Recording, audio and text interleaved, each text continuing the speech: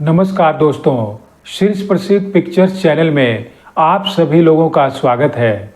दोस्तों, आज हम बात करते हैं दिग्गज गायक मोहम्मद रफ़ी के द्वारा गाया गया एक ऐसे सुपरहिट गाने के बारे में जिस गाने को उन्हें 2 बार गाना पड़ा था। दरअसल दोस्तों 1965 में सुपरस्टार अभिनेता देवानंद की एक ब्लॉकबस्टर क्लासिकल फिल्म आई थी और उस फिल्म का नाम था गाइड। तो इस फिल्म में देवानंद और वहीदा रहमान प्रमुख भूमिका में थे और इस फिल्म का निर्देशन देवानंद के भाई अभिनेता और निर्देशक विजय आनंद कर रहे थे और इस फिल्म में संगीत दे रहे थे मशहूर संगीतकार एस.डी. बर्मन। तो इस फिल्म में रफ़ी साहब के द्वारा गाया गया एक सुपरहिट दर्द भरा गीत था जिसे सुपरस्टार अभिनेता देवानंद के ऊपर फिल्माया गया था और वह गीत था दिन ढल जाए हाय रात न जाए तू तो न आए तेरी याद सताए। दिन ढल जाए हाय रात न। दोस्तों, इस गाने की जब फाइनल रिकॉर्डिंग हो गई थी तो इस फिल्म के निर्देशक विजय आनंद और अभिनेता देवानंद को इस गाने में कुछ कमी लगी। तो इन दोनों ने इस फिल्म के संगीतकार एस.डी. बर्मन से बात किया और बताया कि इस गाने को हमें फिर से रिकॉर्ड करना होगा। तो एस.डी. बर्मन ने कहा कि यह गाना तो बहुत अच्छा बन पड़ा है, इसका धुन भी काफ़ी अच्छा है और रफ़ी साहब ने बहुत ही बेहतरीन तरीके से इस गाने को गाया है, फिर इस गाने को दोबारा रिकॉर्डिंग की क्या जरूरत आन पड़ी।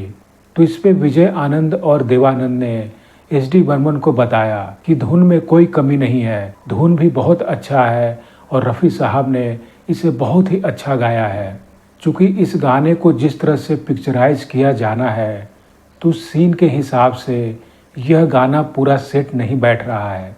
हालांकि शुरू में एस.डी. बर्मन ने विजय आनंद और देवानंद से कह दिया था कि यह गाना इतना अच्छा बन पड़ा है कि इसकी दोबारा रिकॉर्डिंग की ज़रूरत ही नहीं है। लेकिन विजय आनंद और देवानंद ने जब एस.डी. बर्मन से काफ़ी रिक्वेस्ट किया, लेकिन फिर एस.डी. बर्मन ने इन दोनों की बात की अहमियत समझी कि एक फिल्म के निर्देशक और इस फिल्म का प्रमुख अभिनेता को उनके सीन के हिसाब से जो गाना चाहिए था वह उनके अगर मन के लायक नहीं हो रहा है तो शायद इसमें कुछ कमी रह गई होगी।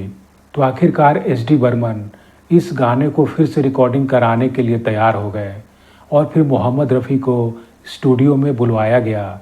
तो रफ़ी साहब जैसे ही स्टूडियो में पहुँचे उन्हें लगा कि शायद उनसे कोई गलती हो गई है, लेकिन जब उन्हें बताया गया कि नहीं, गाने में कोई गलती नहीं थी, इसके धुन भी अच्छे हैं और आपने भी बहुत ही बेहतरीन तरीके से गाया है, बस इस गाने का जो पिक्चराइजेशन करना है तो उससे यह गाना पूरी तरह से मेल नहीं खा पा रहा है।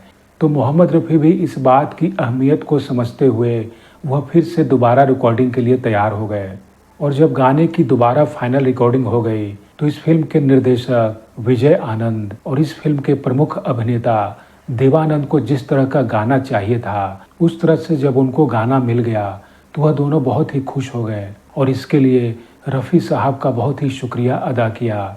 और कहा जाता है कि रफ़ी साहब ने क्योंकि इस गाने को 2 बार गाया था तो देवानंद ने रफ़ी साहब को दोबारा गाने पर जब उनको चेक दिया तो रफ़ी साहब ने चेक लेने से मना कर दिया था। उनका कहना था कि चूँकि मैंने एक ही गाना को 2 बार गाया है तो इसमें पैसे की कहीं कोई बात ही नहीं और मेरा इसमें बिल्कुल भी पैसा नहीं बनता है, क्योंकि जब मैंने शुरू में गाना गाया था तो उसके पैसे मुझे मिल गए थे।